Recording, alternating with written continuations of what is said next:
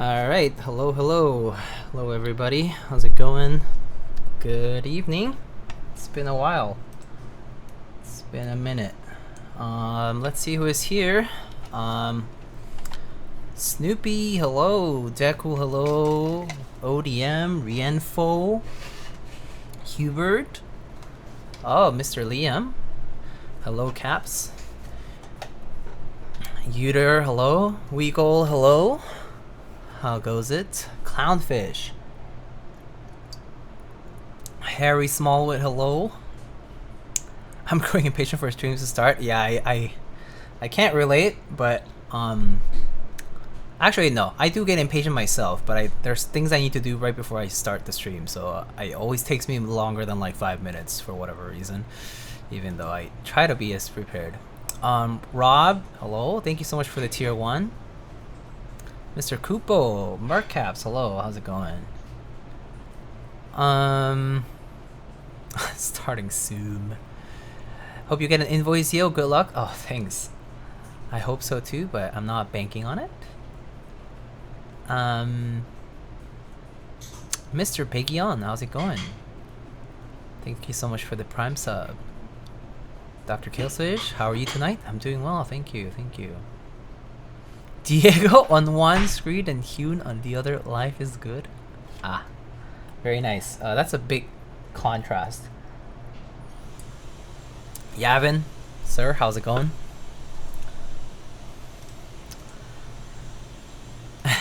Yeah, I think yeah, big difference is there. Big difference. I'm not as charming and charismatic.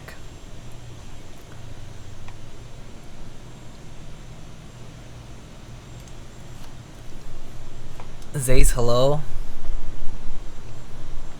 It's going alright. How are you yourself?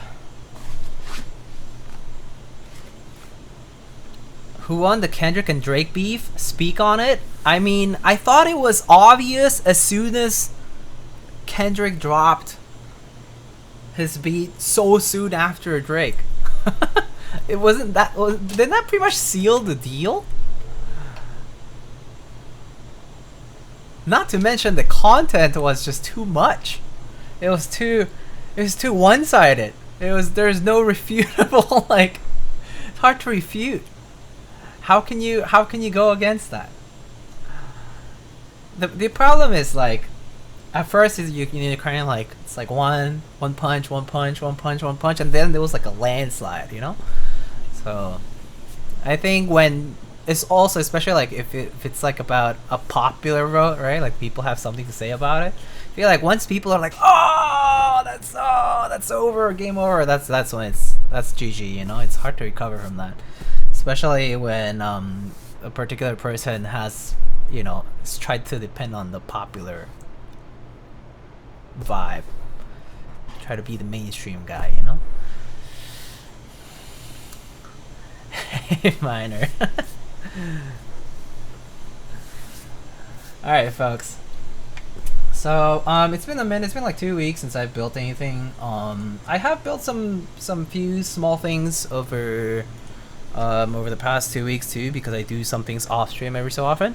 But it's just been busy. I've just been really busy with my personal work.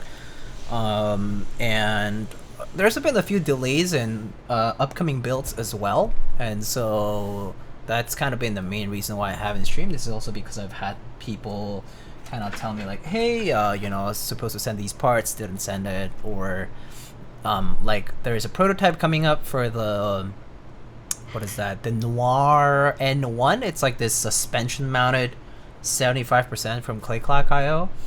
And I have that. Like I got the stuff here, but they're like waiting for other people to get it, coordinate the release date and whatnot, and so I haven't gotten a chance to schedule that into the calendar. So yeah, it's kind of been what's been keeping us busy.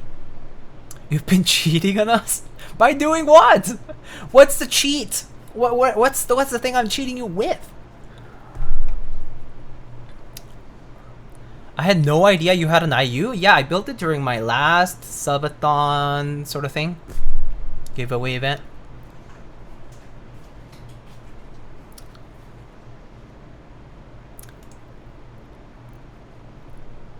Tia Kitty Cat, are you open for commissions? Yeah. You can check out my commissions through my website page, lightningkeyboards.com/commissions. Also exclamation commissions should also probably put up the link. So yeah. All right. So today we're gonna be building actually a board for a community member. I'm not really gonna be disclosing who's it for because that's just how it normally goes, but. They wanted me to build this this Magic3 Matrix 8xv. No, it's technically not 8xv 2.0. My bad. I'm just so used to saying Matrix and then 8x, but no. Technically, it's a Matrix Magic3. It came in TKL, I think, and in 60%. And this is the HHKB variant for that.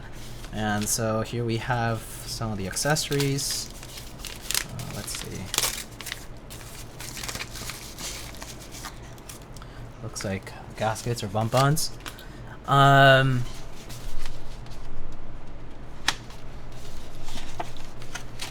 then, yeah, I'm looking forward to that N1 board too. It's pretty unique. Oh, PCB. Very nice looking. Looks like it's hot swap, so it'll be nice and easy. Also, it's HHKB, so we don't need many stabs for this. So we got our PCB here. Diego, do you find a proxy for the Kith Soul hoodie? No. I have relatives in Korea, but I don't have people I can directly ask with confidence. I just kind of feel bad asking that of some people. There's a lot of people I haven't really been in touch with, so and I also have family members, but also family members is always a bit of a burden, so I tend to not ask these things out of people, and so no, I didn't really find anybody to ask. Oh, it looks like it's, oh no, it is an alloy plate. Okay, cool. It is an alloy plate. Oh, these are the gaskets actually. I guess those are the bump-ons or something. Okay. Let's see. And then we got foam. I'm not sure if I want to put foam on, but we can see. I'm not sure what people think of the Magic3, and so if you guys think that the foam could benefit it, I can put it on. Also, because we do have a pretty tactile switch which actually I was asked to just do it stock. I actually offered, hey, I can mod your switches, but they were like, no, actually the stock is fine. They're pretty smooth anyway, so we're just gonna go with stock ever-free switches, which actually, yeah, stock does seem fine, to be fair. But they're on the heavy tactile side, so those can sometimes be a little reverby, with the interior parts, especially the switch leaf and whatnot. But we'll see how we decide to go about this. I have the free reign to decide on whether we should use a foam or not. So if you guys think that we should, maybe we should try it out. If I don't like it, I can always rebuild it. So, all right. So this is the box, though. That's nice handles. Pretty nice. Ithera, good evening. For you, I can contact you for commission. Is on Discord, or can I be an email? Either is fine. Either is fine. You can fill out a form and then you can contact me either on Discord or by email.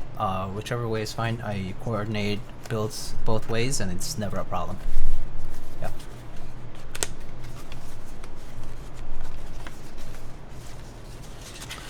Looks like we got a build guide that's gonna come in handy because matrix builds sometimes can get a little more complicated. Just to double check everything. Okay, and then we remove this piece, just holds that, and then is our keyboard. Yeah, Lube switches are pretty good these days. It's quite nice, honestly. The fact that you can build so many things now stock. It's pretty convenient. If you don't care too much for the minutiae of the switches, it's super sweet. So I do enjoy how switches have improved a lot these days. Actually the other day, well, or a week or so ago, I got some of those Cherry MX2A, and they're so smooth, right? Even stock. But I mean, I would replace springs and loop them anyway for myself. But I know some people might be okay with that even stock. I think Lamp uses them stock for his Cherry MX Browns. All right. So here we have the board. Oh, here are the bump-ons, so there's more gaskets. Okay. This is the case foam. Let's just take it out so that you can actually see the full board. Okay, so here is the keyboard. This is the Matrix Magic3. It's kind of like bunny themed board. This has HHKB blockers. This is a 7U bottom row layout, I assume. I'm assuming this is gonna maybe have like an LED of sorts based on this connection. And there's the USB port on the right side. It's a right side USB port. Pretty interesting when it comes to Matrix boards. Very far right USB port here, similar to the Matrix 8X. And look at that, the song that we have playing right now is the Magic. And we got here the Magic3 in its full glory. Looks like we have a little peelable piece here. I assume it's kind of like PVD, but can we do that? Yes, it's right here. Wonderful. But it kind of looks like a stitched cloth, you know, like the way they did the engraving here. So pretty cool looking back. It's very, very unique shape. Like it has this sort of like hexagonal sort of bottom shape that kind of cuts into this back portion with this part that says the Magic3 and all these little accents and stuff. There's just a lot going on aesthetically speaking, but when you look at it from the side profile, it's on the more it's on the simpler side, right? So it's a pretty cool board. I wish there were clears. That would be great. Have you built one of these before? No, I have never built one of these before, Mr. Geo. Also, Geo, how are you? Have you been busy too? I know that you were saying you were busy last time we were chatting. Hope you've been well.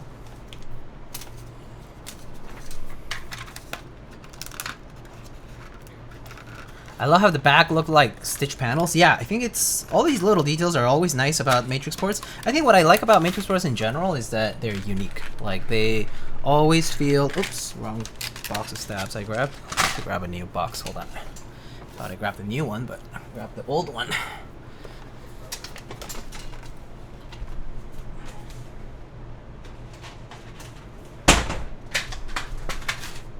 Okay. All right. So, super busy, stupid adulting. Yeah, I feel that. It's been busy for me too.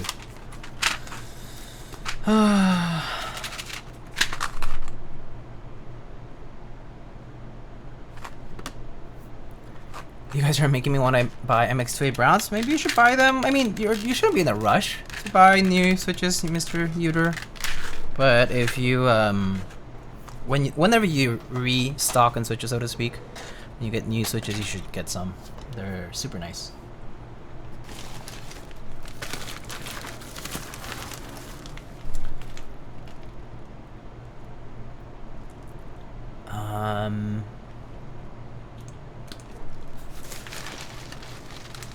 It's hard to keep track of when you're live without Discord notifications. Well, that's because I haven't streamed in like 2 weeks. That's why. Okay, so these are the switches that we're using today. It's these tactiles called EF Everfree, grayish tactiles. They have this nice kind of lighter gray tone bottom and like this milky top. I believe Everfree is like a sub-brand of Gateron. They're branded Everfree, but I believe these are Gateron. And yeah, these are heavy tactiles. They sound pretty smooth. They feel pretty smooth. And what's kind of nice is I actually don't hear that much. I actually don't hear much leaf ping or crunch, or spring crunch even, which is pretty nice for a stock switch. These do have factory lube on them, I believe, on the sides of the sliders, and a bit on the spring. So these do come lube. So it's kind of like a pleasant surprise to see stock switches be so nice. So yeah. Diego tests the firmware and VIA support. I saw that It wasn't on Via yet. Oh, I haven't tested it specifically though. By the way, I just saw that the firmware wasn't up on the download firmware page. So Drua.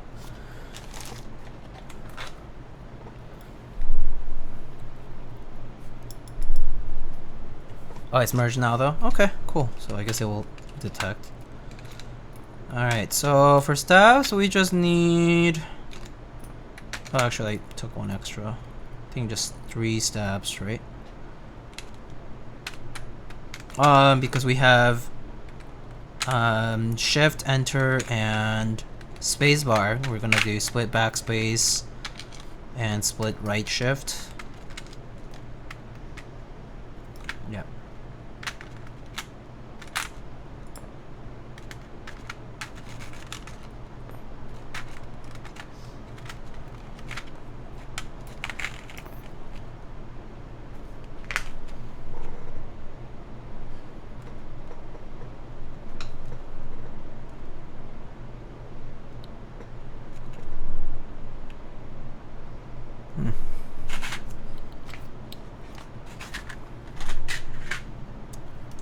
Sounds like Lube NK blueberries. I haven't heard blueberries in a minute, actually.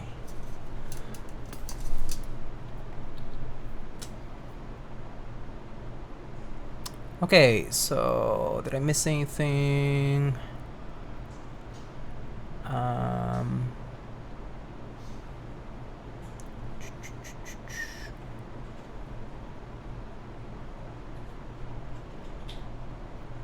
I find Gaterons can be bad for that. Oh, for like leaf ping, crunch, etc. They've been really stepping up on their stock switch form in general. Like since they're, I think maybe since around Gateron cap switches, Gateron Pro line switches, their stuff has been really nice. Like I find it to be much more minimal of a difference to go from stock to lubed. Compared to before. So yeah, I do really like Gateron switch a lot. Cherry switch is just unique because if you want that specific Cherry MX sound for their housings, I really don't think there's anything else like it. So Cherry is just kind of like one of those things you just go for because you want that specific sound profile or feel. But Gateron, I think, is probably the best recommendation I would make in terms of switches for like stock, and also for a lot of the full travel stuff, because you know, all these other brands have like HMX, like all of these are like long pole switches, KTT kind of similar, right? And then you got like Kale, like I guess Kale, some of the switches are like full travel technically, but they have that like long pole like sound signature because of like creams, they bottom out as well fully. And like what else? I mean, I guess JWK has some full travel switches that are pretty decent, but it takes some modding too, though, to get them right.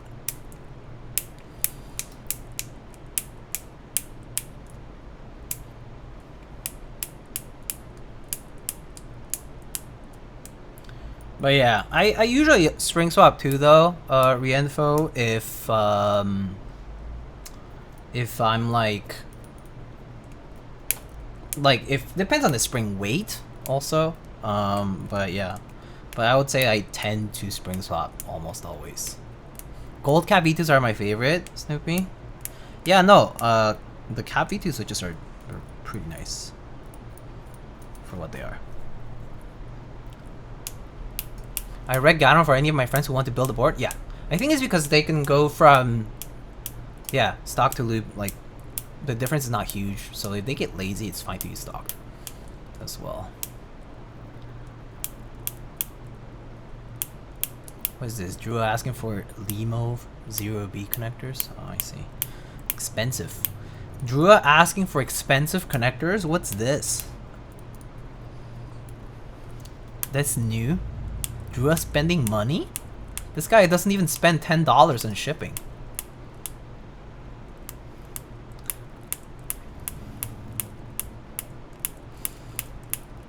He nerds about mice, like mouse, like, you know, like PC mice and stuff, and keyboard stuff, but he'll try to save like $2 on shipping. So like, it's like nerding out about really nice things and then refusing to spend the money. He doesn't know about the audio shit I swiped on recently. Why don't you tell the class? Share with the class what you've been doing. You know, show to us all that you are better than that.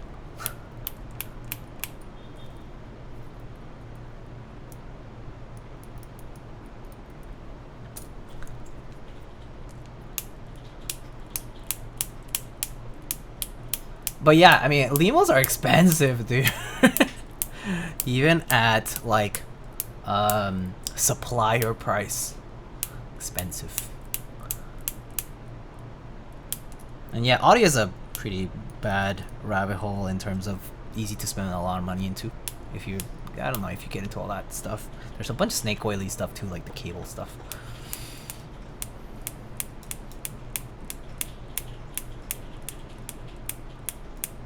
Yeah, the discounts are probably not even that good in bulk because the retail regular price is like expensive. Like, you know, like the supplier price is expensive, the manufacturer price.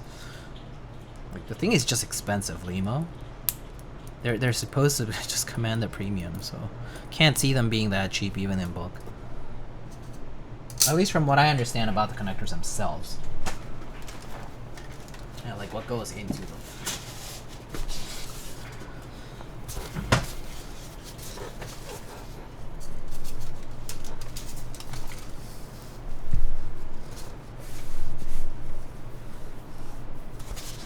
HD600s with ZMF pads, topping DX5 from drop, Nutric connector, and stuff from AliExpress to braid your own cable. So, just about as, I guess, like starting off enthusiast level gets, I think, right? Based on what I'm seeing, it's pretty good. Good stuff. That should be pretty solid. Yeah, the HD600s are nice. I did use HD600s for a while.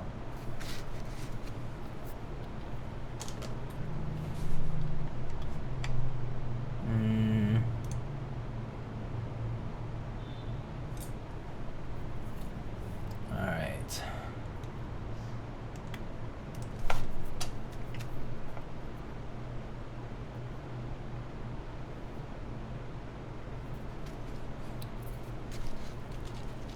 Take a ton of juice to run them? Yeah. On the amplifying side.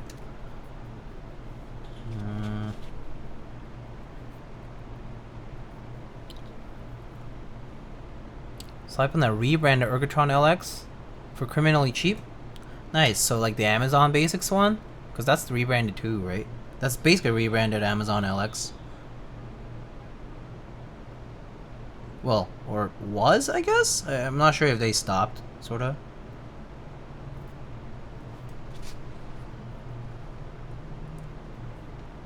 HP rebranded? Not bad. 30 bucks, that's pretty good. I think I got my HX for like, I can check, I actually don't remember exactly how much, but I got my HX for pretty decent.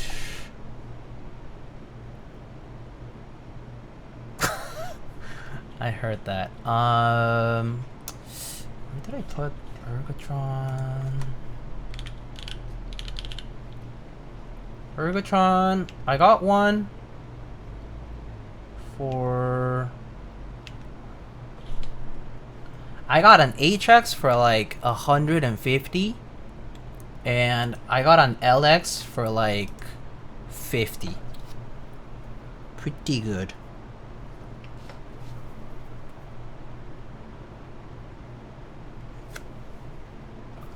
Mr. Juantagon, thank you so much for the 30 months. Appreciate you. Hope you're doing well. Also, I don't know where you guys are all... I mean, I know where some of you guys are located, but it's been hot lately. I don't know if it's been hot for you guys, but for us it's been hitting more typical summer temps these days. Not to mention just getting more and more humid, stuffy at a time. It's been getting warm. Today I was out and out and about, and it was just unbearable.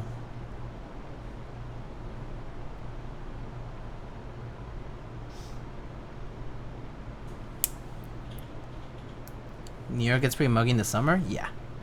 Yeah, I know it does. It's just a little... you know. Goes up and down every so often, but every time it happens, I'm just like... It sucks. We can get pretty muggy.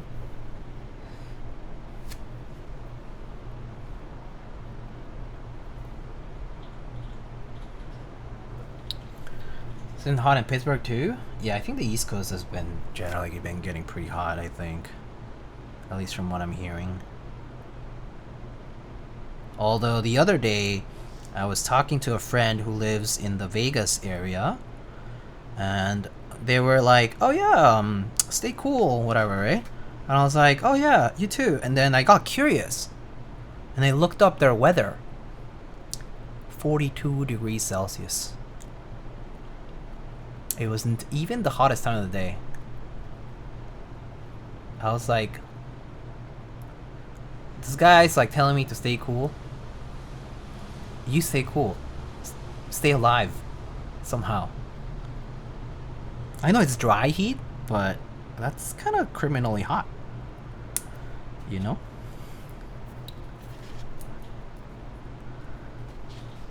Like, I was just like, you're too nice to be telling me stay cool.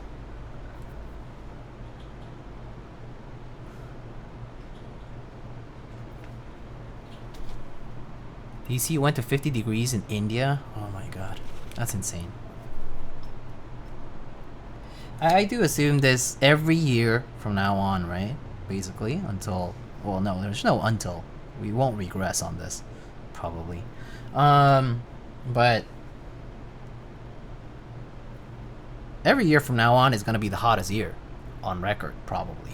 Until we hit that glacial ice age. Again. Who knows?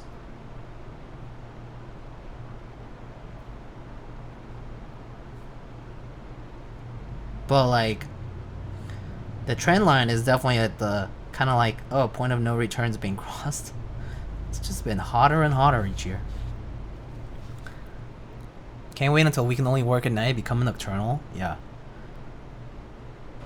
Gotta develop them photoreceptors to work at night properly. I mean, better. Like, as good as cats or something. I better be able to look at Kiwi like it's daytime, but at night.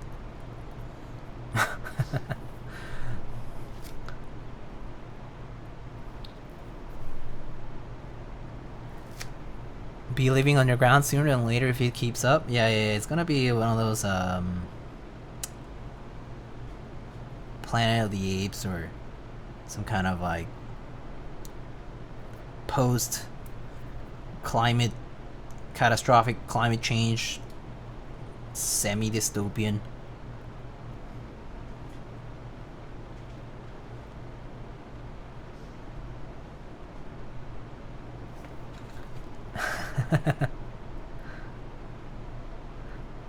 You millennial leftists never lived one day under nuclear threat can now reflect upon your woke sky. You made quite a non-binary fuss to save the world from intercontinental ballistic tweets. Yeah, dude. This was a rigged, disgraceful trial. Shame on the people of New York.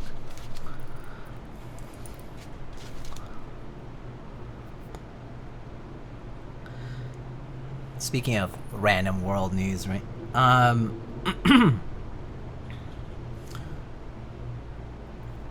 Speaking of news, Mexico has a new president. First female president. First woman president in Mexico. Got elected. Just yesterday. Kind of big, considering the political history of the country. That said, I do know that There's people who are like, not that the party is particularly great, but you know, still something.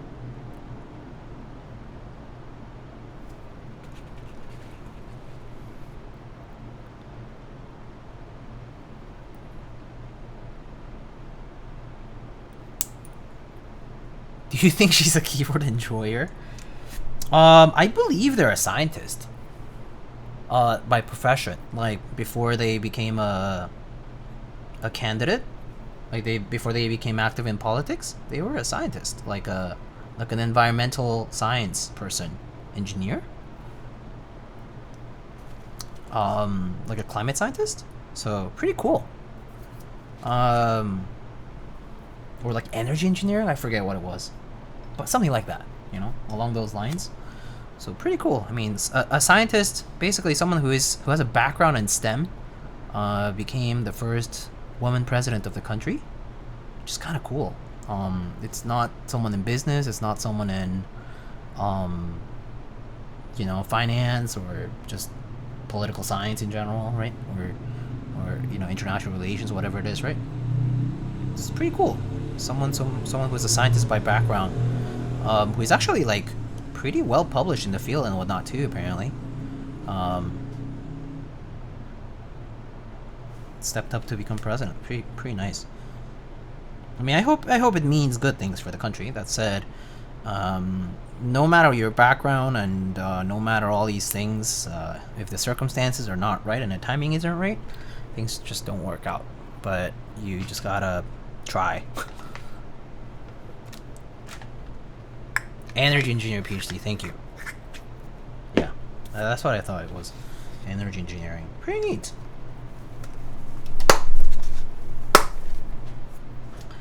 Alright folks, do we use foam today? We do have this PCB that has no flex cuts. We do have a plate that does have all these flex cuts. And we have these heavy tactiles. Do we want to use foam today or nah? What do you guys think? Play foam? No play foam.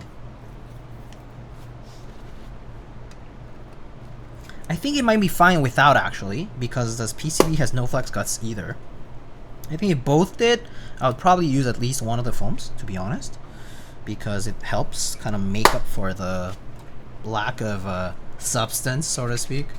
But I think when it's a nice and solid PCB like this, even if the plate is a little bit on the lighter end, it's okay.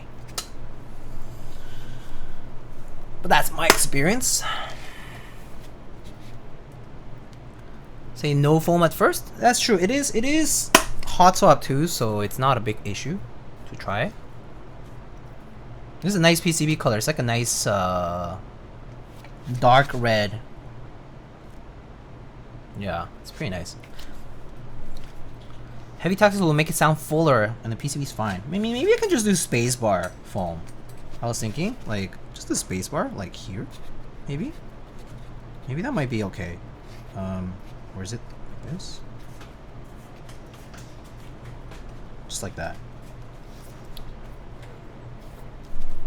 That seems okay. And then yeah, we have the case foam as an option. I really like green PCBs lately. Green is nice. Good old prototyping color.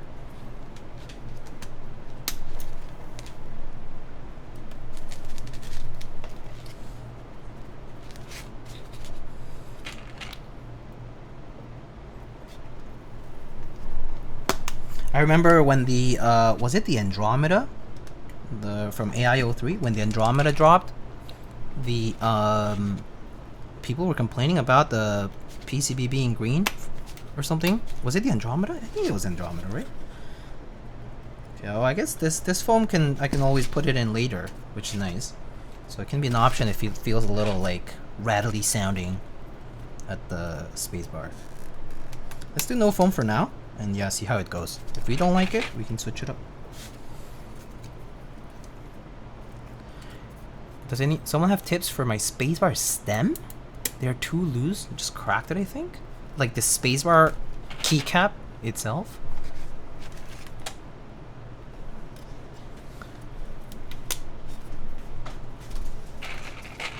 Yeah, you can try tape or saran wrap, like the wrap that you use like in the kitchen. Saran wrap.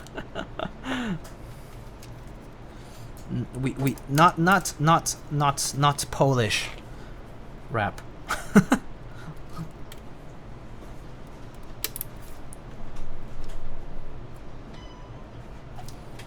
Looks like I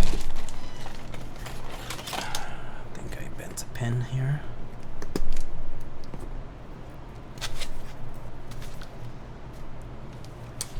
Stop Allen kit in your space bar. Not everyone will know that reference, but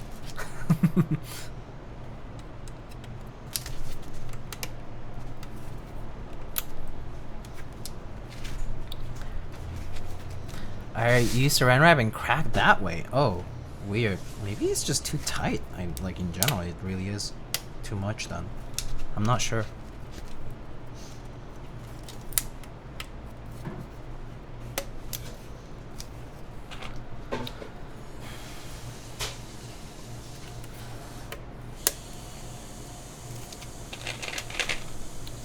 I did that on 3 GMK space bars? What? What?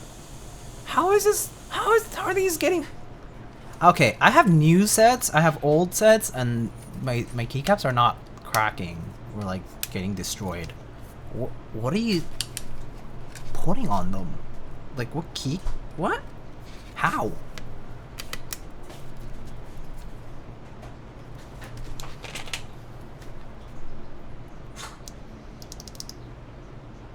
What switches? Yeah, what switches? Like, what? Okay, tell us more about the build. What switches? What? Like, what's the deal? What keyboard is this? What's going on? Something seems a little. Something's not squaring up.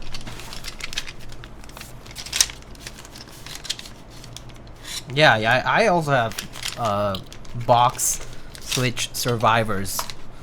Oh.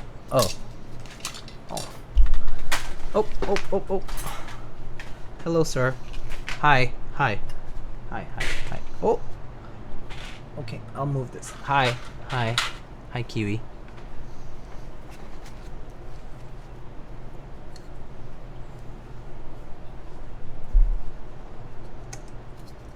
Good boy. Got something to say?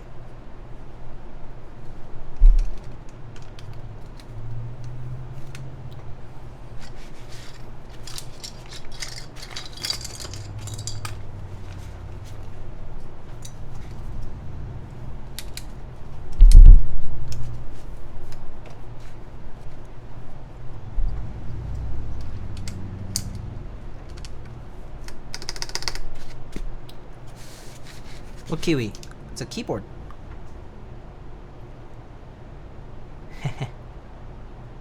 How do you like it? Ugly? I know. These metal thingies are not pretty. Unlike you.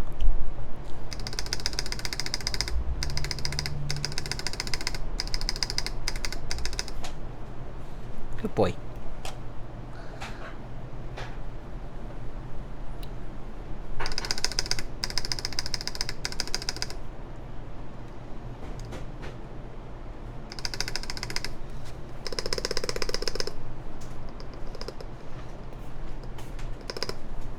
Do you want to go? Or do you want to stay?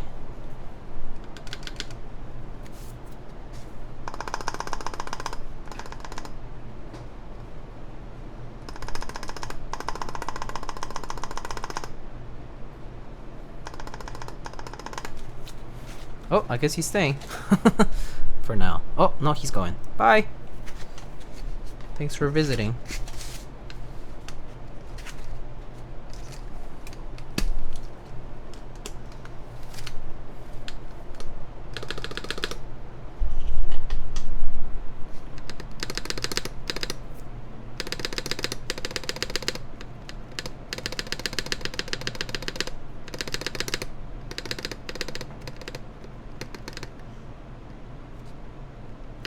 Those are pretty good.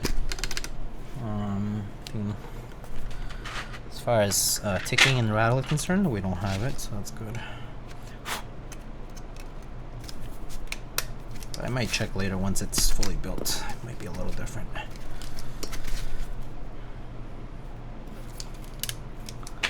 Tried some TXAP on my Cycle 7. I'm surprised how just a small amount of lube can get them over lube. Yes, depends what lube you're using, but I would definitely not use anything too heavy. So definitely not BDZ, personally. Diego, were you loosening up the clip before lubing up the spacebar? Yeah, for all the stabs. I clipped the wire into the housing, and then clip and unclip as many times as you need to. I don't really count. I would say maybe like 20 times. I don't know. And just enough so that it freely rotates when you have it completely unlubed. So it's just so that it actually has a full degree of freedom there on the rotation, without like applying anything. And then you can lube, because lubing is gonna make it more sluggish by default. So I just loosen up to the point where it can freely rotate, and then I lube.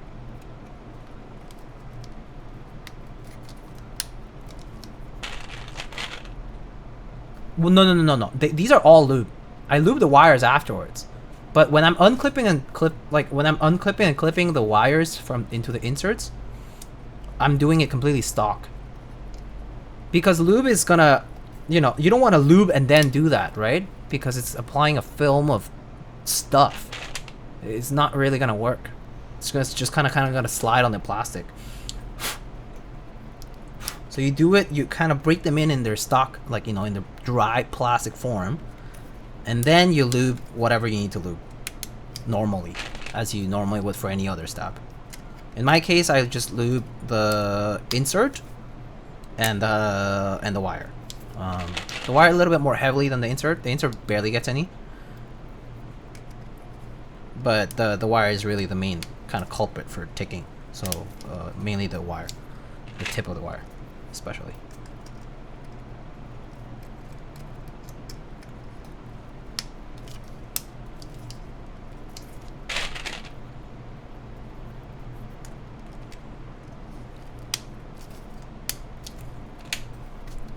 So always when using these hot swap sockets, I get a little scared.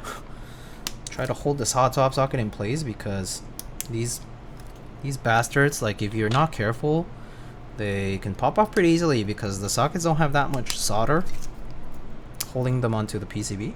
So you always just want to be doubly careful that their pins are properly going into the socket. But it's happened a lot where these guys don't hold up onto the PCB surface very well, to the pads.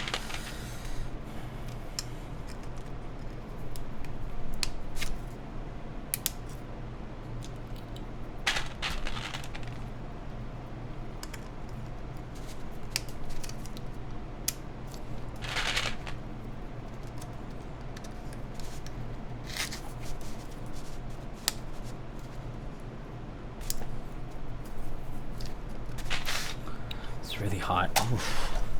Like, have this fan on. I'm not sure if you can hear it, but just it's warm.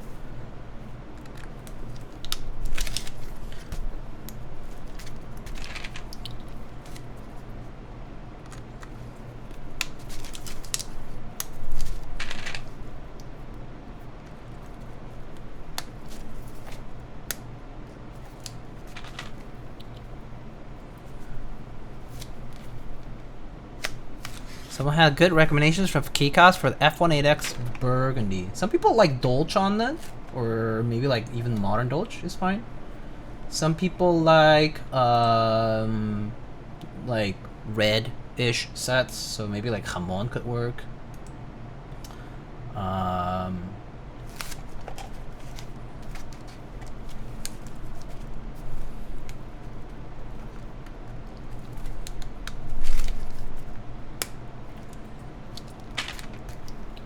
Wob, I guess, would work.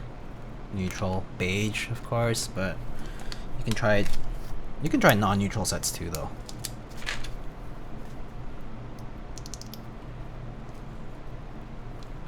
How you doing other than hot? I'm doing alright. Thudicus. Not that the AC is broken, we're just not using it because AC kind of expensive on the electric, and it's not that hot. It's actually hotter right now. Like, it feels hotter right now here because I have the light on, the computer's like working, right? For the stream, right? Like, when I have all my stream stuff on, it gets warm, right? I don't know. Maybe Geo can relate. Maybe other people can relate. But when you have this big ass light or other things shining on you, and cameras on, and PC's working at however much work power it needs to use, shit gets hot. So yeah.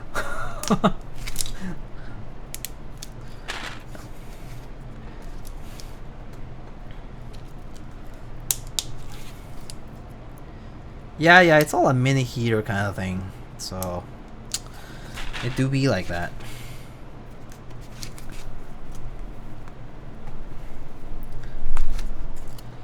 Diego, my MTNU blanks came all scrambled from the factory. Scrambled in terms of profile or scrambled in terms of in the tray? Because they're kind of flatter, so I assume if they're using the same exact trays, then yeah, they're probably messy. And everything, all what the? That sucks. Then again, nothing surprises me when it comes to GMK packaging anymore,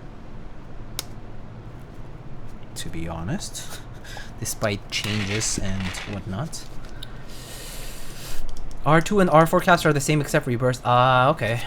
Fair. I have two of those large directional lights. What are they called? Yeah, these key lights, light boxes, whatever. Mr. Rat Eats, thank you so much for the 42. Woo, that's a long ass time. What's that? 3.5 years? 3.5 years. 3.5 years was when I was making a transition in my career, and I had some big downs the year before that. So thank you for your support through all this time. You've seen me grow as a person since then, hopefully. Or become the most washed keyboard streamer that you have ever desired someone to be.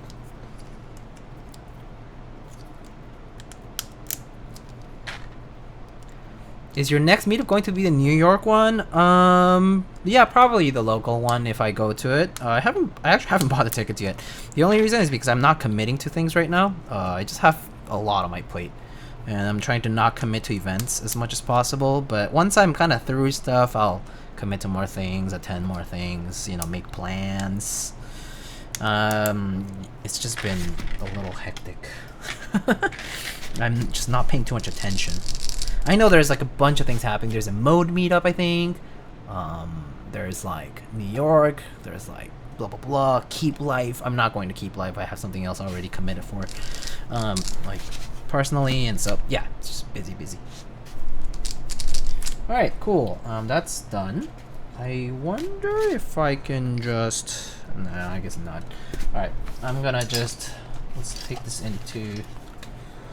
Take this build manual and check out if I'm missing anything. Ah, wait, really? Oh, PCB thickness is 1.2. I thought these were 1.6. My bad. I do have some shims, so we can just use some PCB shims.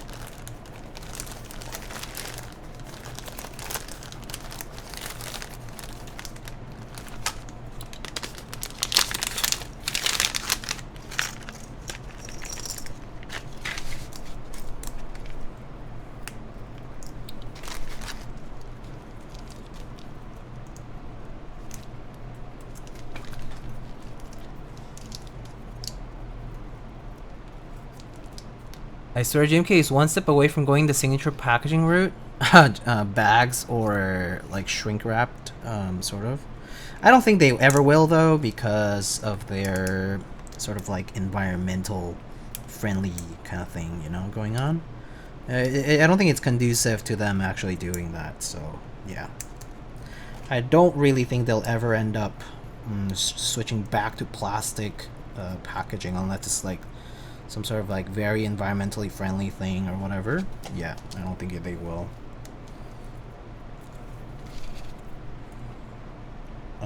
Yeah.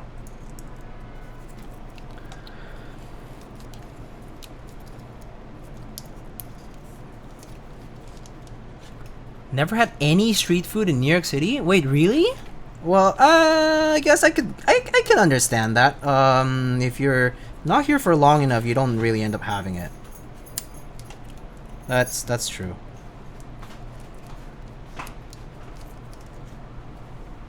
That's fair. That's fair. Oh. Okay, Kiwi. He wants to go outside for a walk, I think. He loves exploring the hallway.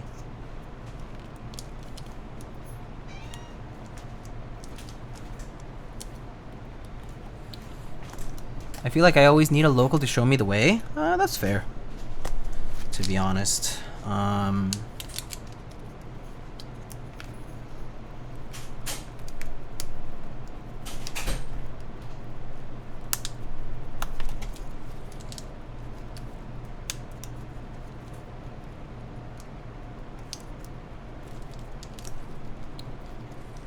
Joe's is great.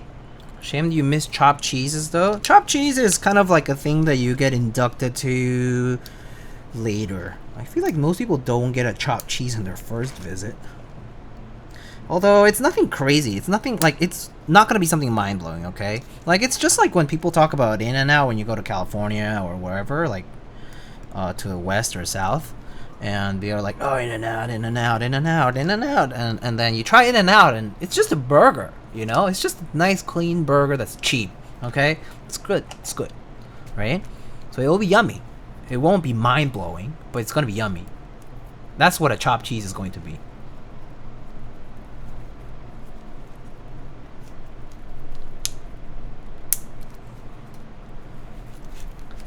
How much is the thief set DCS going to be? I think like, yeah, 150 something.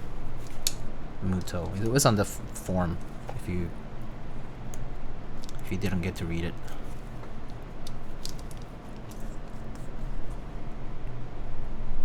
I love In-N-Out. It's nice cheap burger. I don't go crazy for it, but it's good. It's solid. Love me a double and some fries or whatever. Let's get me some of those yellow peppers. Yummy, yummy.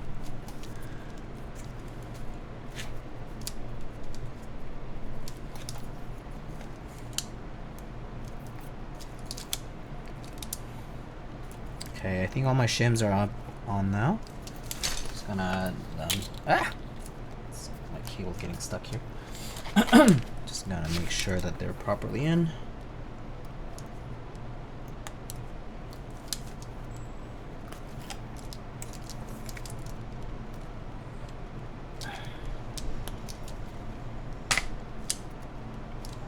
Alright, cool.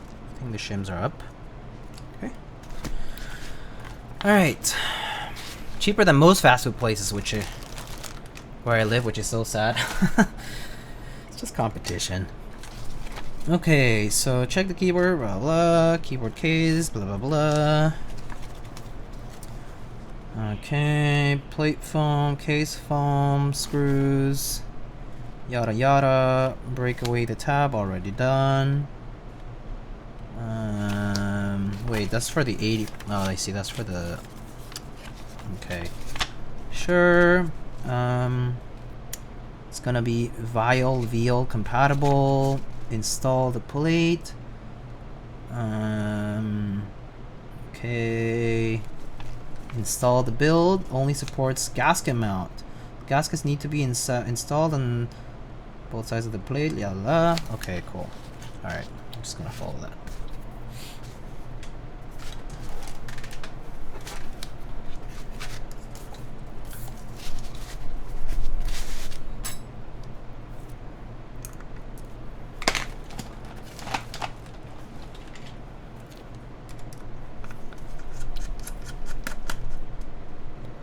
Damn, y'all remember when you could get a feast for a few dollars in the dollar menu? 2 McDoubles, 2 McChickens, $4? Yeah, it's crazy. Like, McChickens not being cheap anymore is a fucking...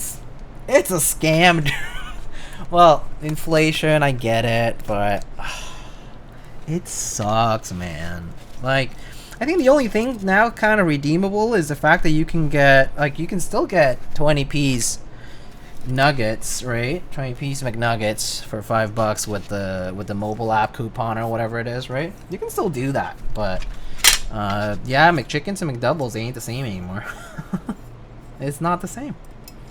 It's not the same anymore. Okay, I don't think I have to install these on the plate, so I can install them on the case. Let me just check where they go. Okay, cool.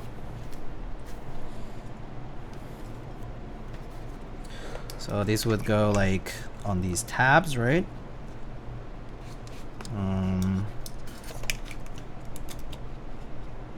Alright, so let's install them. Gaskets.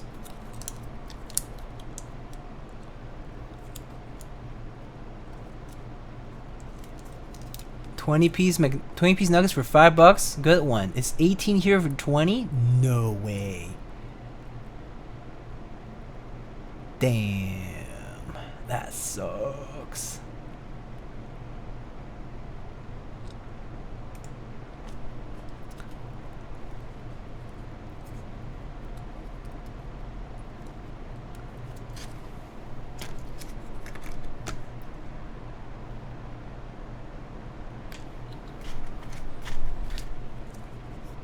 That's rough, Dura. Sorry to hear that.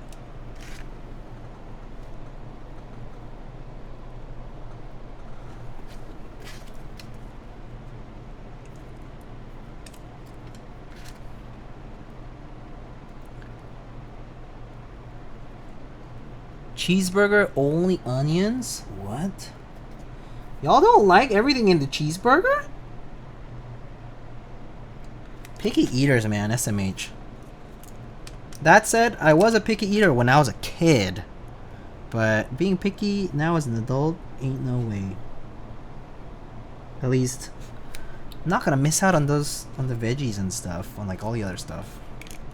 Come on. That just kind of sucks.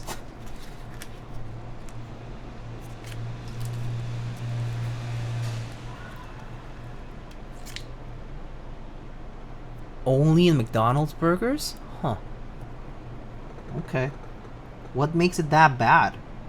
Like, does it just taste, like, does the ingredient itself taste bad to you or something? That's an interesting take, but... Alright.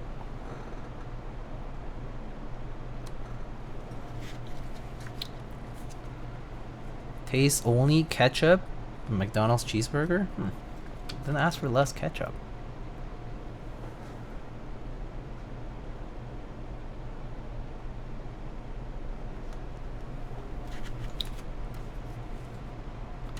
Caramelized onions are okay. Raw onions is at where it's at for burgers. I like both. They both have their place in burgers. In fact, it kind of depends on the patty. Like, if you want to be picky about it. But I'm not going to be picky about it in a fast food burger. TBH.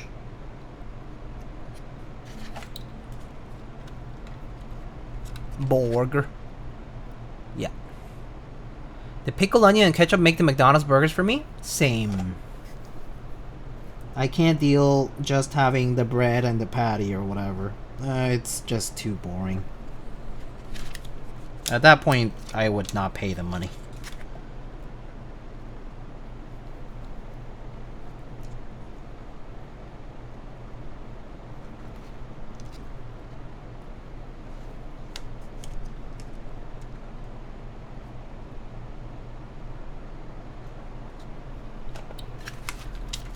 Yeah, McDonald's is too expensive now.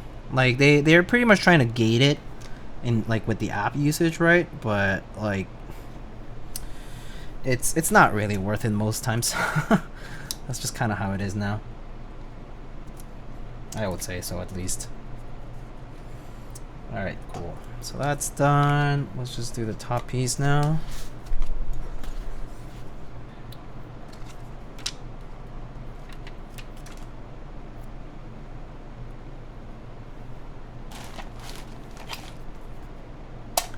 What do you think of Shake Shack? Shake Shack is pretty yummy. I really like Shake Shack. It's a little too expensive though. Shake Shack is good if you're okay spending the money for it. It's pretty good. The sauce is really good. Shake sauce, or whatever they call it, their sauce. Like their Shake Shack sauce is really, really good. Like, everything's pretty good about Shake Shack. I like their shakes. I like their fries. I like Shake Shack. It's just too expensive. Really expensive. Very, very expensive. Like it's really the only thing that makes it go down as an option for me. It's like I'll pretty much only get it when I either have a coupon, like some kind of promo, like maybe it's cash back through my bank, maybe it's like some, you know, Uber Eats promo, I don't know, whatever it is, right? Or like a pickup thing, you know. But and sometimes you'll have it whenever you're like going out, like, you know, you're being a tourist, like, you know, you don't have an option, or you're like at the airport, I don't know, whatever it is, right? I don't know what your circumstances might be. Yeah, you're somewhere and you have to have Shake Shack as an option, and yeah, I'll have it, but it won't be often. I'll be reluctant in general, because at the price you pay, you could save and get something else that's probably better than just a fast food joint burger. So it's just not good value. It's yummy, pretty yummy though.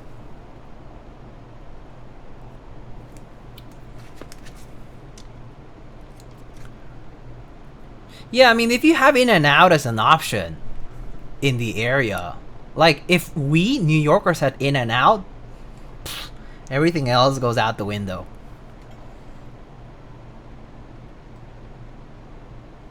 Also, if In-N-Out ever makes it to New York, it won't be cheap. I know this.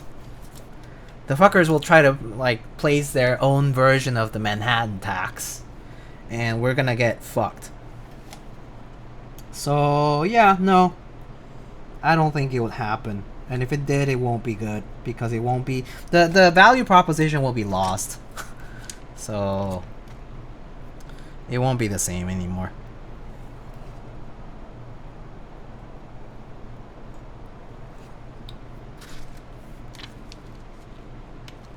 New York is just expensive in general? Yeah, but like it's comparable to other places though. Like people are like, oh, New York's super expensive, right? But like if you go to SF, expensive. LA, expensive. All these big cities are still just as expensive, or, you know, comparatively, like not that much more expensive. Okay, it's expensive here too, but I think it's like just the overall theme in New York, at least, is like your median income might be higher. But yeah, you're spending more on things in general too. So you have to learn how to like manage that, I guess.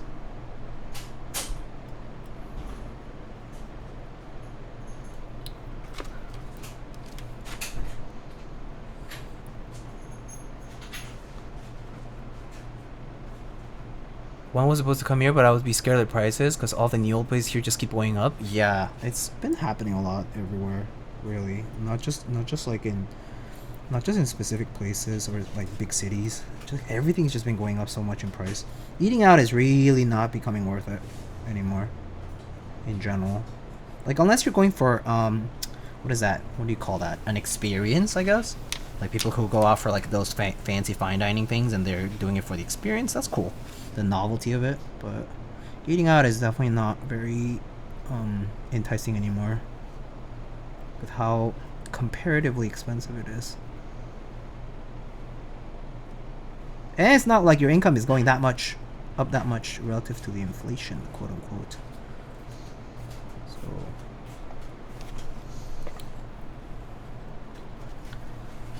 I had In-N-Out on Friday. Ooh, yummy.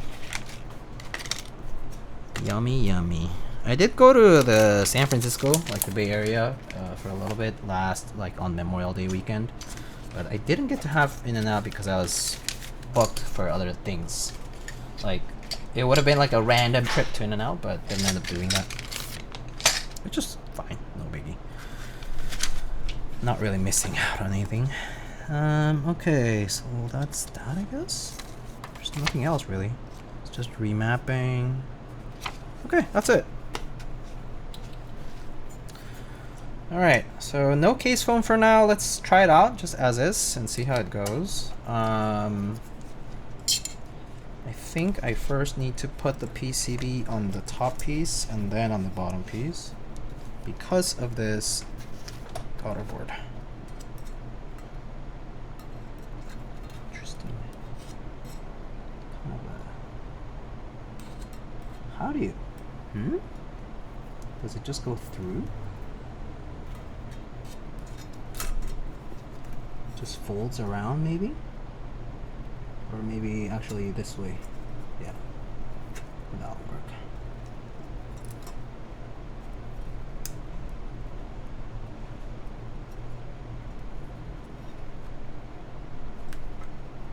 Wait.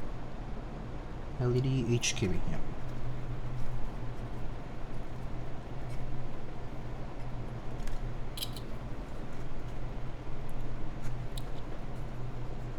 Through hole in the plate? Hole in the plate. Yeah, I mean, there's a gap. There's a gap. It's not getting in the way of the gasket. There's a pretty big enough gap, and the cable's pretty flat, so should be fine.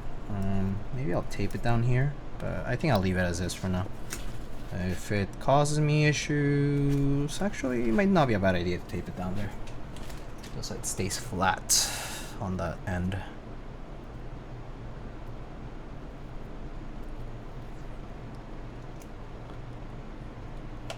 Do you have to feed it through the hole in the plate?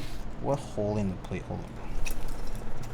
I mean, the only hole I see is the hole that's next to the... You mean like here? This is for the hot swap. But, I don't think it matters too much, but I can try that too if you want.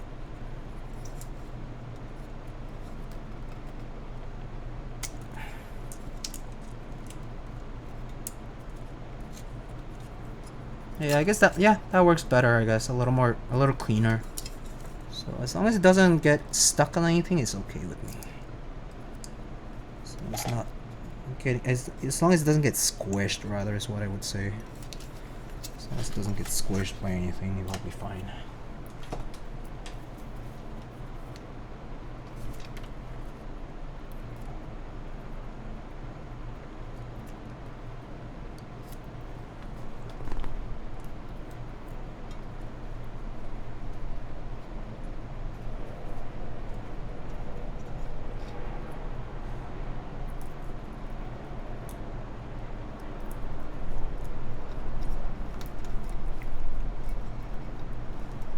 Okay, just need it to hold there so it doesn't get caught on anything. And then let's plug in this guy.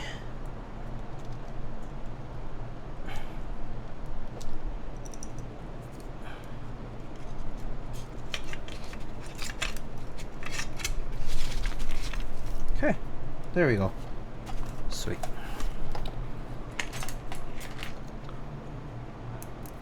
I was only asking because Matrix always does to feed it through a hole. Yeah, like they do it on the 2.0 on the TKLs.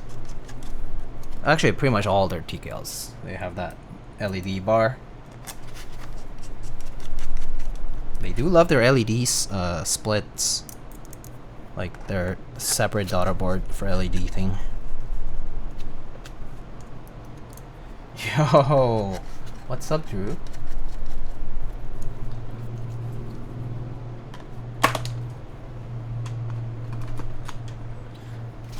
What's good, dude? Ooh, flexy. A lot of movement on this. All right, let's try it out. No foam right now. Sounds pretty good, I think. I mean, I think it'll sound fine. We'll see if we have any other issues. Oh, I do need to put some bump-ons on this, I think. Oh no, it already has them. Oh, pre-installed. Sweet. Bump-ons already pre-installed. Great. So nothing really else that I'm missing here. Just gonna put the rest aside.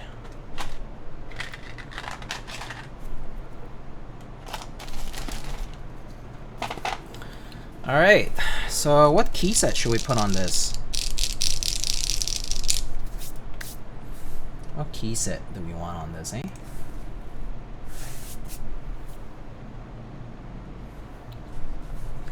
Nice silver board. First Love? I don't have that. That's so niche. And, well, specifically, I don't have that set. Never bought it, and then they kind of inflated in the market. Never bothered. Rouge? Oh, that's a set I don't have. I do like that set, actually, though, but I don't have it. Double check that everything's working. So there's our LED lighting up. Hootie? Hootie would be good. Hootie could be pretty nice, actually. Oh, wait.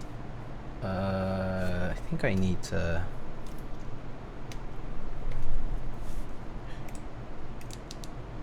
Oh, do I need to flash this? I think I need to flash it. Hold up. Where's the flashing file for this? Firmware update. Please find the firmware in the online doc. Can I just be sent a link on this? Or, like, do I have to send to myself? Okay, fine. I'll just do it.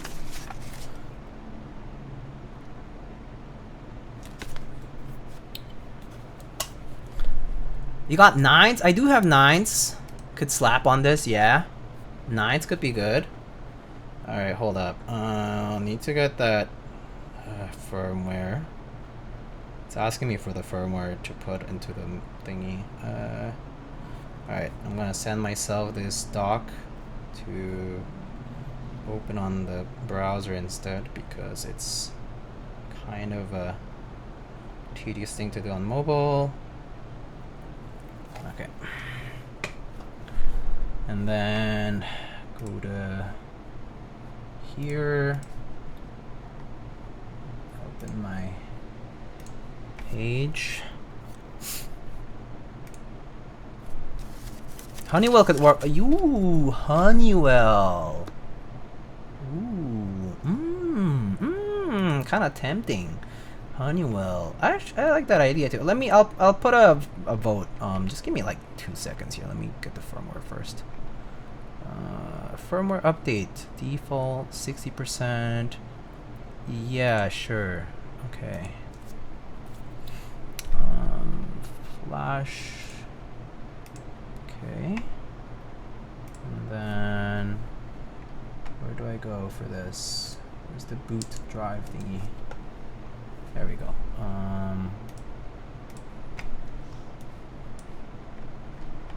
Keyboard.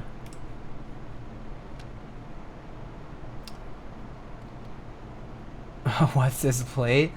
Hey, Nine Walker. It's the typical Matrix Lab plate that we've been seeing as of the past few years, I think. Year or two, I guess, maybe. All right, there. Oh, flashed. Nice. Okay, so now it's on the. Now it's showing up.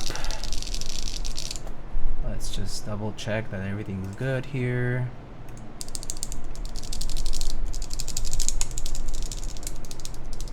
Oh, maybe I need to put, remap some of the keys. Backspace. Wait, yeah, backspace, pipe, tilde. Then, yeah, everything else should be fine.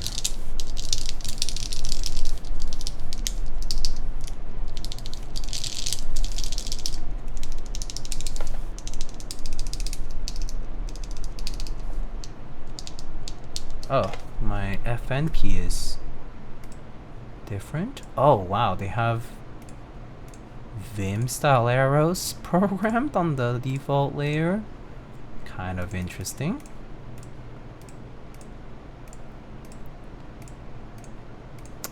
Okay, let's reprogram some of that. And I think the rest is okay. Alright, cool.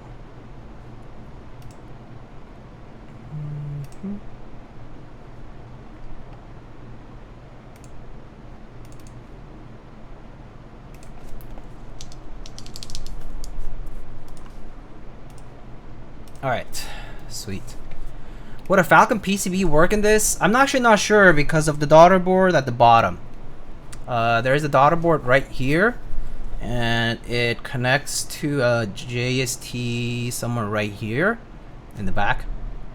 So I'm not sure if it's the type of PCB where like if there's no daughter board, it doesn't fill, you know, it doesn't close the circuit, so it stays an open. I'm not sure. I think that would be the only thing that I'm not sure about. All right, so let's put up a quick vote here for the key set.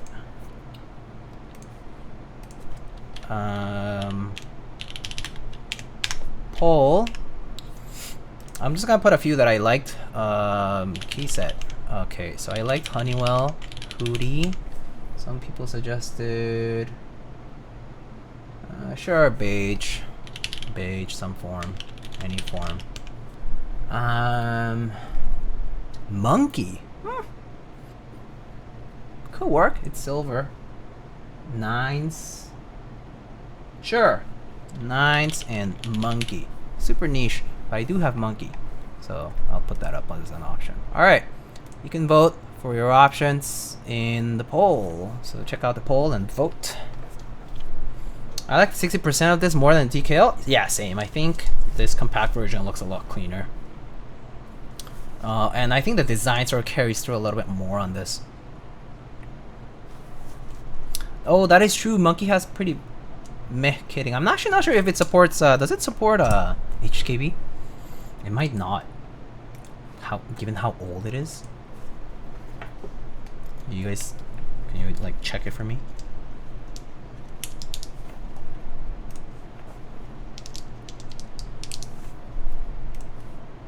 Oh, it doesn't. It doesn't have split backspace.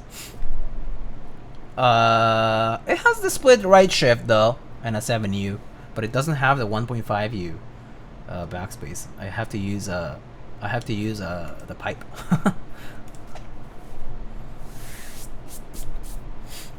It's doable. Wow, so many people picking monkey. Really? You guys really want that? Huh? Surprising. Surprising. I thought people didn't really like these old sets as much.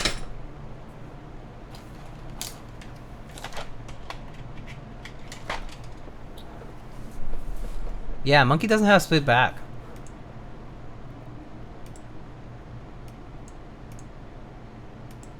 Do you have a what? To sub? I have monkey and nothing to use it on? Yeah. Yeah, it doesn't have 1.5U, so kinda sucks.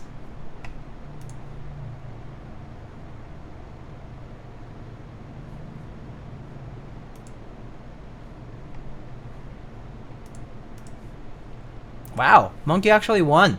Okay. I can get monkey, I guess. That's fine. It looked kind of funny though. I might actually swap it for Honeywell later. Just because it looks better. Isn't there artisan calf pipe key? No. Are you talking about the rubber hose one? Rubber hose has a 1.5U cap called the Lucy. Yeah. All right, let me go get monkey. I'll be right back.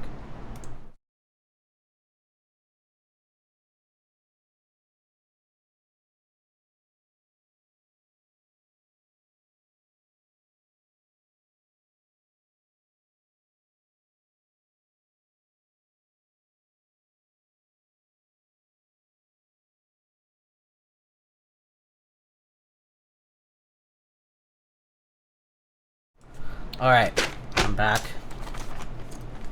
Quickly found it. Nice. Oh, that's just a numpad.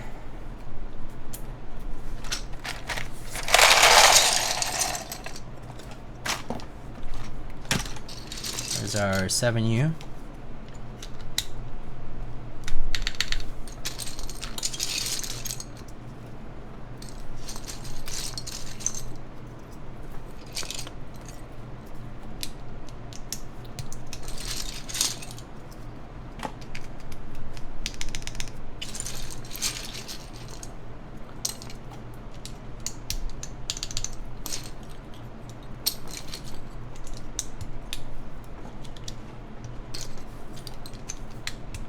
have to say, I don't love monkey on this. It has a slight grayish tone on the alpha. I mean, on the main base of the cap.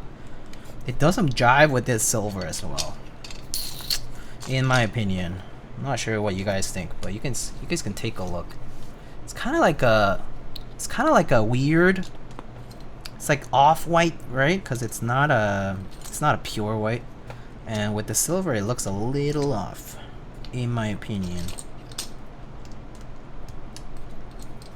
Right, I'll keep putting on keycaps, and you guys can tell me what you feel. What do you think? It's just. I think it's just the tone of the base color. If the base color of this had been like a pure white, or even if there weren't, because I don't think this is CP, is it? I don't think this is CP white. I think this is like some other off-white color that they have.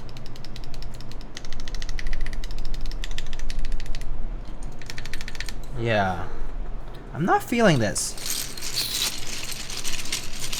I feel like you and I should run a 250 MOQ HKB kit for this, and no one would buy. That no one would buy, so that we have to pay for it. Actually, it would be 150, by the way, because it's probably stock colors. Mr. Chris, it would probably 150. So at least it would be a little less. And I mean, I think I would do it as basic bitch as possible. So R3 control 1.75U, 1.5U backspace key, right? R2, 1U pipe, and that's it. I mean, if you really want to be like picky about it, you can go with the 1.5U super kind of situation for the bottom row, but then that means you also need to have the alt keys or whatever. Might get too expensive for the non-existent people who need to buy it. So I actually think it might not work out if you do that. Yeah, do it like a 4 key. So like, it's even if you buy 50 kits yourself, it won't be as bad of a damage. What would be the MOQ on a Dixie fixed kit of stepped and non-step caps lock? I mean, at the point, oh well, if you're talking about like for dual shot or for like botanical, because those two sets, okay, dual shot and botanical are two key sets that I would have 100% bought if the modifiers were different. 100%. They're great colors, amazing colorways. They're so nice. They just don't hit the same with the modifiers they have. They're so good though. Like, I've seen photos, I'm like, oh, so good, until I can't see the modifiers, and it hurts me. It hurts me. It do be like that. All right, I'll be right back. I'll bring Honeywell out because I was in second place.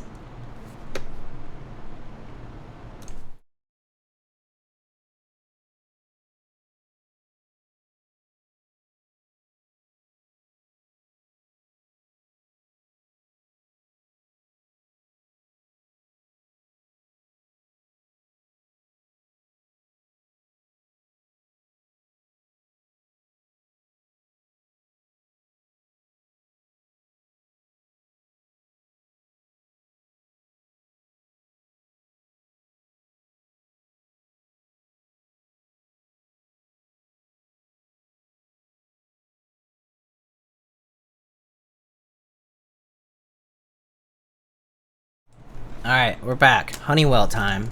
I think Honeywell's gonna look nicer on this. The gray is a lot nicer for this, I think. And especially I think the white, the CP white tone of the alphas gonna look good on this. Alright,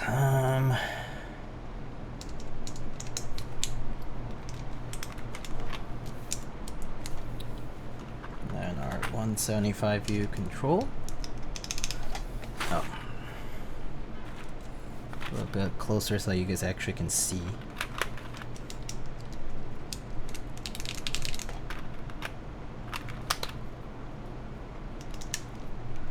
the arrow Buxpa. So, you know that backspace abbreviation is technically not wrong in terms of like there are vintage keyboards that do have BKSP for backspace as an abbreviation, but it being part of an old keyboard does not mean that it's good.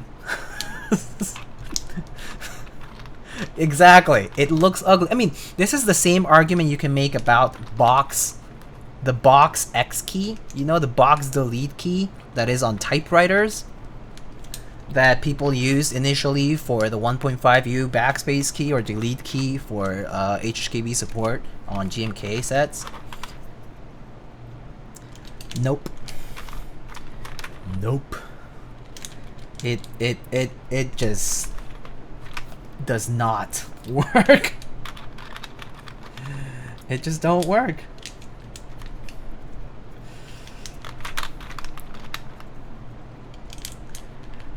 Box backspace is based and come on. I hate box delete. It's so ugly. I think it's centered too.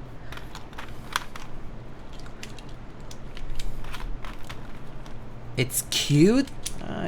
This is like this is a little bit of copium, rose-colored glasses situation here. Just kidding. I think it's fine, but if I have a choice, there's no doubt that I would not choose it. Like if I have a choice between this and a regular like text legend, or even if it's the arrow icon, I would still pick that. I would still pick that one over the box delete key. Just, I don't know, just doesn't work well for me, but it is what it is. The center part is a minus, yeah. That's the biggest minus actually. If it weren't, I think it would be a little bit different. If you're like left justified, I think it would be okay. Yeah, actually, if you were left justified, it would be pretty okay. Yeah.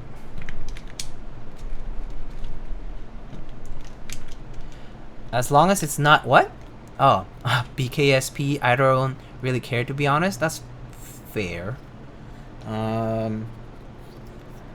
What do you prefer though? 1.5 text backspace in one line or two lines? I mean, obviously one line, because it fits fine. Like, so actually this one is a set. R1 Honeywell has a two-liner backspace key.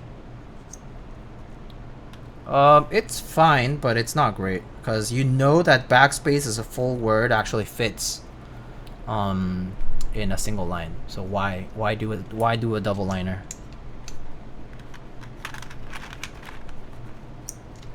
Like, makes no sense, you know?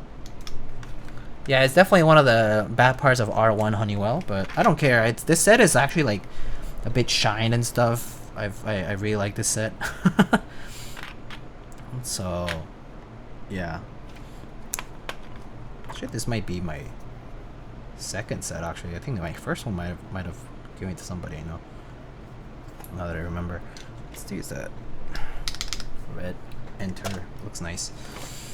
And we'll use two artisans as we would do.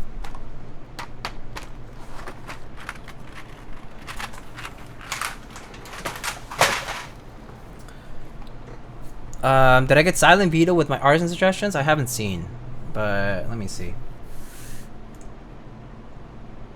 Grim V1 on the FN key. Yeah, sure, you can do it. The person for whom this is being built, they actually really like bro caps, so I was gonna put some bro caps on, but actually we can do the FN key and we can also do the bro caps. So let me get that. Broke apps. Yeah, broke apps. I think this might work for the escape. Well, maybe I should do something red for that.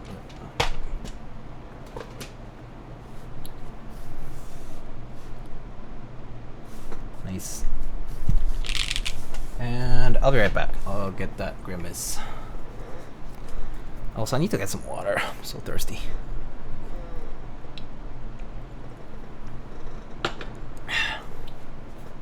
Like all the community collabs that Alpha has been doing for the Tuts. Oh yeah, those are great.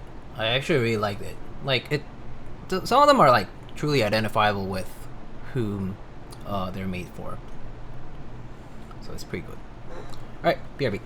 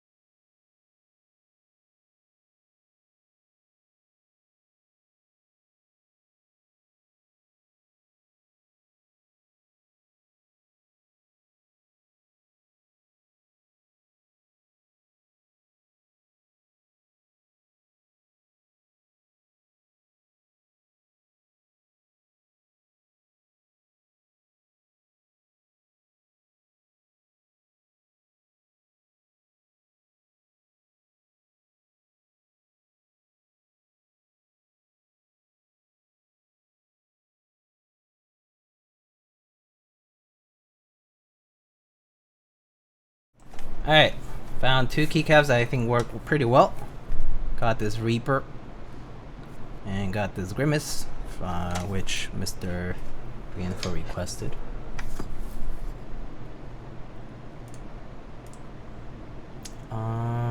Where's my thingy? Oh, here.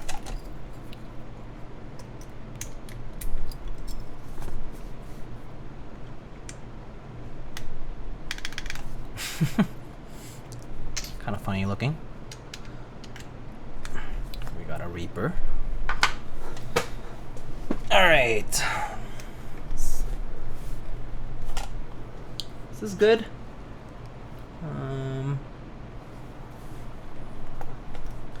Good win keys? Yeah, I think these are these win 7 win keys? I forget which ones, but one of those.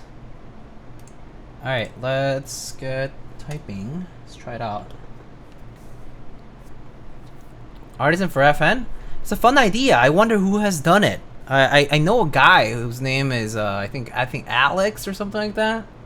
He does some FN keys, I heard. And I still don't have a beige one.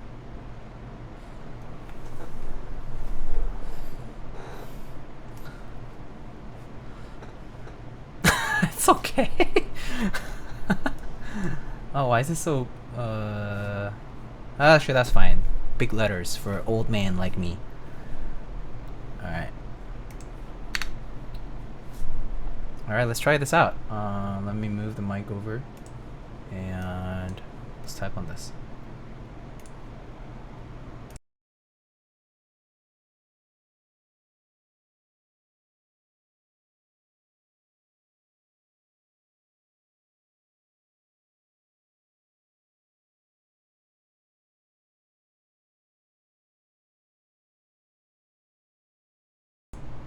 Alright, folks.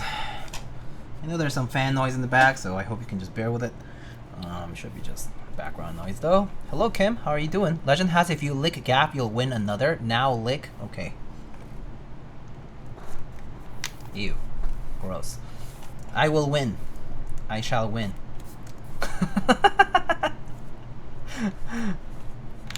Alright.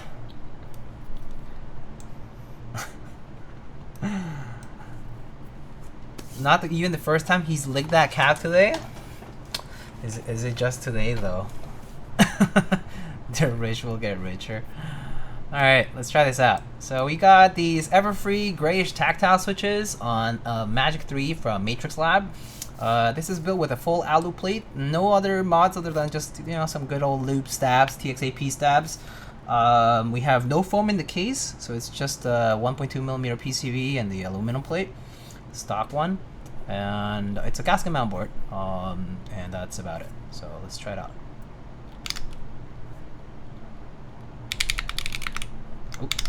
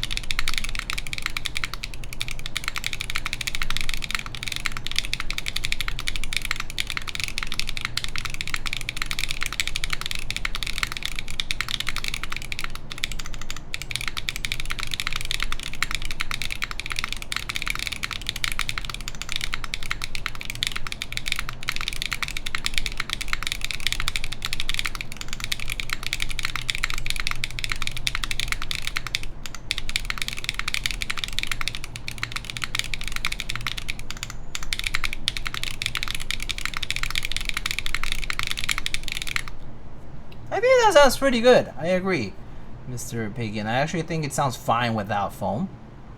It could sound a little bit more like kind of like a fuller quote unquote sound with a little foam, but I think this is actually okay in terms of like it doesn't sound resonant and bad about it.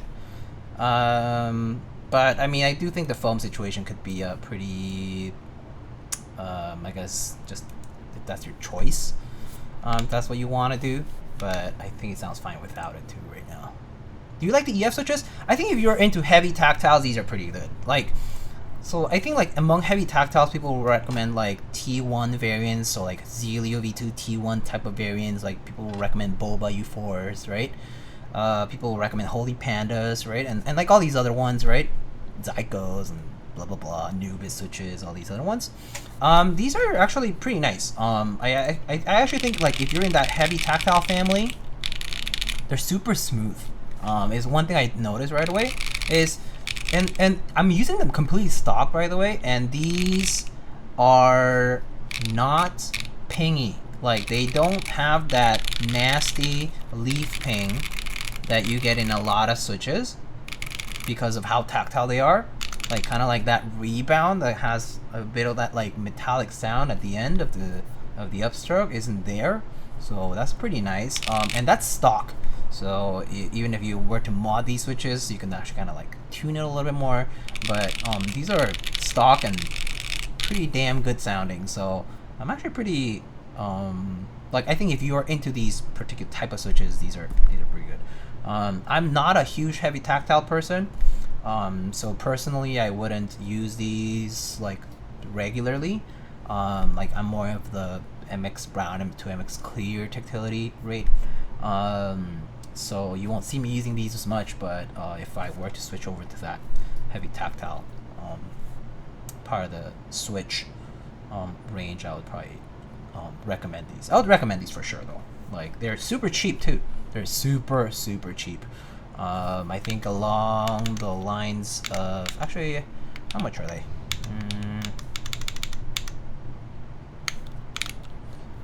Everfree grayish tactiles are $10 for 36, which makes them about 30 cents a switch, 28 cents a switch approximately. Are they Zelio V2 heavy? No, because the spring is 60 grams only. And they're not like those ultra long, annoying springs. They actually feel pretty nice. Definitely heavy tactility though. So if you like that snappiness for tactility, then this is for you.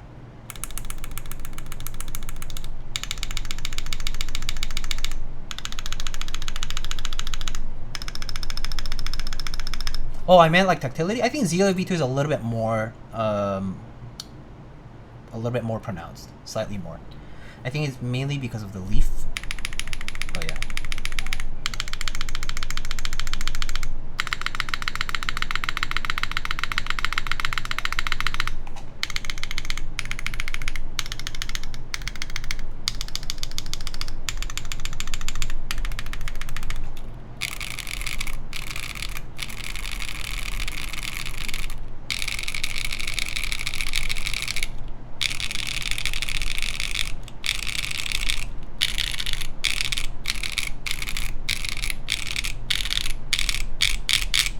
Honestly, if you never told me that these switches were stock, I wouldn't know. I wouldn't know. I would say these are probably lube. These are fine, like lightly lube, but they're lube. I would say.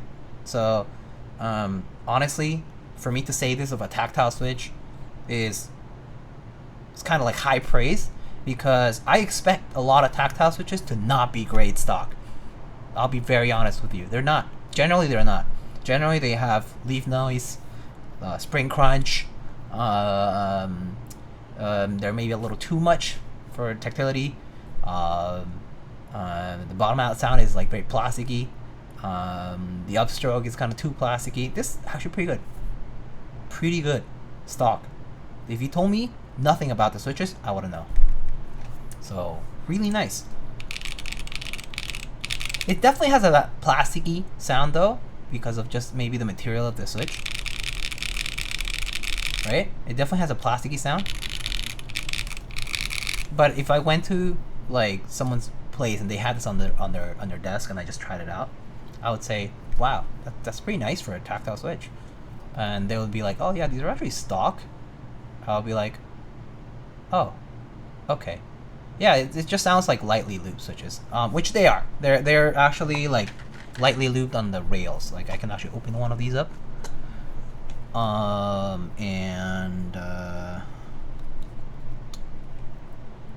they use a 2-stage spring, and they have lube right there on the side rail, and they have like the most minimal amount of lube at the legs. Oopsie, at the legs, and then and then just the sides, just the side rails. That's it.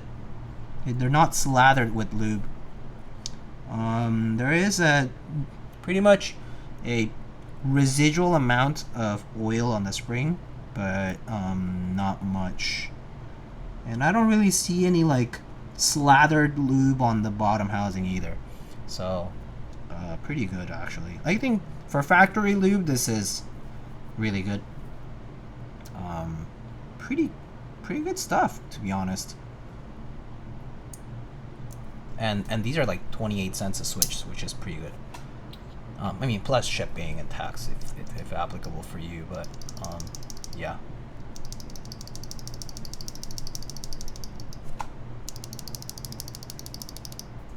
Pretty nice. I think the person who is getting this board is going to be pretty decently happy about this. They're just asking me for a decently heavy tactile with that was smooth, and I think that kind of ticks all the boxes. All right, so let's maybe show off the board, perhaps. So, all right, so here's the board. This is the Magic3 HHKB from Matrix Lab in silver anodizing. This is the side profile. Kind of on the simpler side for side profile, but when you look at the back, it's a lot more complex. Just like the busy, like with all these accents, aluminum accents. The back has the Magic3 portion and these like little aluminum pieces that serve as accents. Some of these like PVD sections that reflect a bit of light. The port is all the way to the right side here. Right side USB port, not centered, right? And yeah, pretty like kind of busy, but I think a pretty attractive design nonetheless. Sorry about the focus here, struggling. But yeah, really nice looking design in my opinion. Oh god, come on. There you go. There. Yeah, I think it looks pretty nice if you like the aesthetic. Yeah, I do agree with that statement entirely. It's not for me personally. Not a look like this busy look in the back for me is like whatever. So it's not for me. But if you're looking for something different from the boring norm, like boring normally kind of looking stuff out there, very wedge, traditional, whatever, this is different. So that's something that Matrix Lab does pretty well, is to kind of veer away from that norm. This also has an LED here. If I plug it in, you should be able to see it. There's a LED. Has like the circular LED. Right now I didn't change any of the modes, so not quite obvious. I think they are programmed. Yeah, they're. I think I changed the mode. It should be like changing colors, I think. But anyway, yeah, there's an LED here and a little heart here. You can see it. Speed hole is nice. Yeah. And yeah, if you want to look at it from the top, here it is. Oh.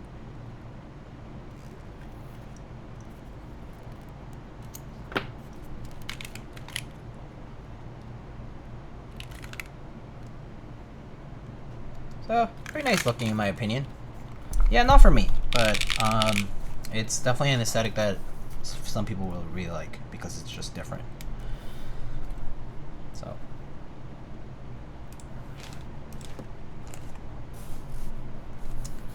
So yeah, all right. There goes our thumbnail for the night. There it is. Boom. All right. Sweet.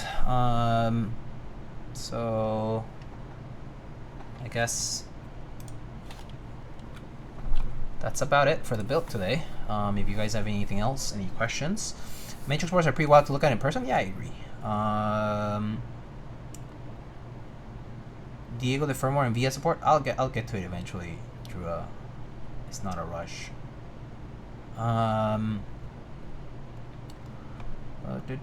are your top 360 customs? Good question. I would say, I mean, obviously I'm biased that I like my 356 Mini a lot because I have one. But if let's say if I were to say name like just typical like more readily available customs out there though, let me think. Actually, I think the derivative is probably one I would definitely name. I would say in the absence of I mean, the unicorn is up there, right? If you want like a nice O-ring mount, unicorn, like looks good, feels good, types nicely, sounds good, everyone likes it. Is up there too. And I would say maybe the third one, I would say for uniqueness, I personally really like the thermal look wise. I like it sound wise too. But if I have to name other boards that I think are kind of cool because they're different, I like things that are like that have like the ability to do plateless. So like the DAL or like the Arc 60 are pretty solid boards that allow you to do that. There's other boards out there I know. Like, you know, recently you also tried like the Lily, right? So I would like put that on the list essentially. There's other boards I like a lot though. Like I like the Prophet a lot. I like the Hyphen quite a lot too. But these are boards I've also kind of like gotten used to, so I might be biased. But there's also boards out there that I have tried only for a little bit, which I would prefer to try for a little longer. But yeah, those are some of the boards I would name. Where's the CEO? He is napping somewhere. I see a painful lack of buh. Let's see. What's your favorite artisan right now in your collection? Kind of hard to name one.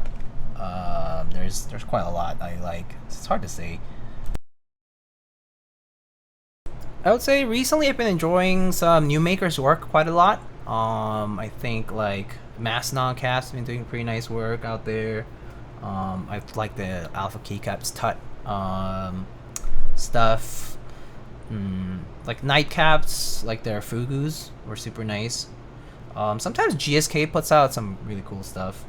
But I mean, there's a lot of very talented makers, and of course, recently we've had the comeback with Gaff, which is pretty cool. A lot of people waiting for invoices, I think, still.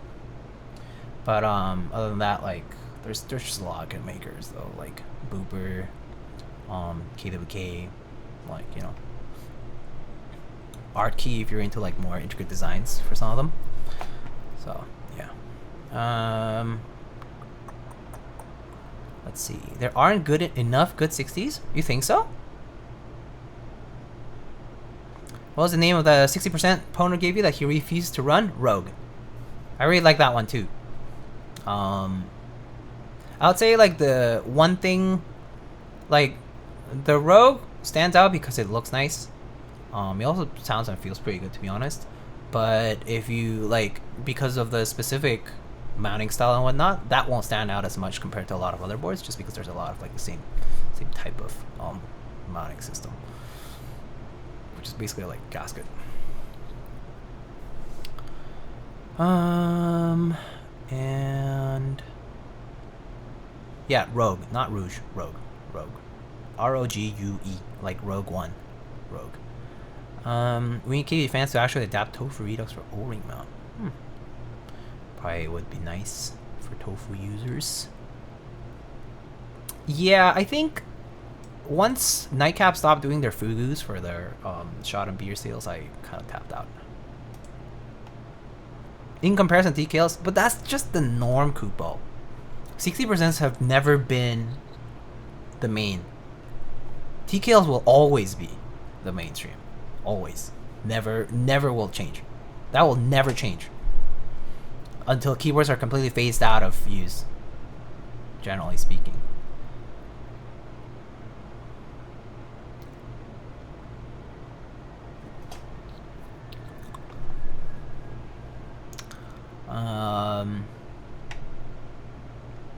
I got Donowald 3 times in a row. I did answer. What are you talking about? Yeah, I told you I'd get to it eventually. It's not a rush. Also, how is it a dono wall if there was no dono? Makes you think. What's a dono wall without a dono? It's just a wall, right? It's just a wall. So you're just getting ignored. Naturally.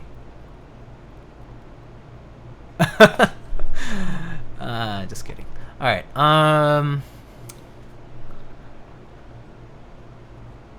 I can see what you're saying though, Mr. Kupo. I can kind of see how like 60% don't stand out as much. But I do think there's been a lot of 60s though. Like, people out there really like many other designs, you know? Might be that, especially like in our server, in my server, it's a very specific subset of people in the hobby, kind of reach advanced stage in the hobby, very picky, very particular, like the classics a lot, very biased towards the classics, and then as for the new stuff, very scathing in their reviews of new things. Something new comes out and these guys are destroying it, okay? Y'all are destroying the shit out of everything. You're like, oh yeah, classic's still better, or not cool enough. Advanced stage mental illness. Not quite. Rube Haku or Rubber Hose JNV3? Personally, ooh, I need to look at the renders again, actually. I really like the backplate for the Jane, and I personally am more of a bit more of a TKL person when it comes to like a look perspective. But the new design that Elaine put out for their rubber hose Kohaku is very fitting. It's very fitting. It's like very on theme. Like it's really nicely done in terms of like fitting with the theme of the rubber hose thing, right? So I think if you're into the theme of the rubber hose brand, right, the Kohaku probably fits better. But if you want that classic keyboard look while still having that theme integrated in, the Jane is more of that, right? It's because the Jane has a lot of real estate though, like with the back plate, and also the arrow cluster. Like it's kind of like a cheat code at TKL because you have a lot of space to put shit onto. Whereas with a 65, you really gotta put that on the back, right? For the most part. And then what? I mean, people do corner blockers to put a logo, right? But you know, it's essentially really pushing stuff to create the real estate to put a design thing on there. So I think that's the main thing. It's just the layout disadvantage. But it didn't. Despite the layout disadvantage, Elaine actually knocked it out of the park. So I think it was really nice. Okay. So I think I'm gonna have to wrap it up here. Getting late for me, and I got some stuff to do tomorrow morning. So I'll probably wrap it up here, my friends. Thanks again for stopping by. For those who ask what is coming up though, I do have a Noir N1 suspension mount board to build at some point. Actually, Lube switches. So Lube switches and Wired In were supposed to send me a protagonist before the GB ended, but the GB ended. So they sent it to me anyway. I haven't received it just yet. It's on transit. So I'll be building one, but no promotion required, which is great. Actually, it's nicer for me. I'll still be building one, checking one out, which is awesome. And so there's that to build at some point. There's an IU TKL on the pipeline that I'm waiting for parts for that. And I guess that's about it for now. There's a few other things coming up. Like someone contacted me recently about another TKL and another 65% and whatnot. But they're not finalized details though, so I need to like wait and see. There's a few other builds in the pipeline too that people asked me to build off stream, but they said like if you have time to build on stream, you know, you can do it, whatever. I'll be genuinely honest with you, I don't have that much time these days. If anything, I'm trying to minimize there, at least until like the next month or so. So you won't see me stream as much for like the next month and some. So yeah, there's that.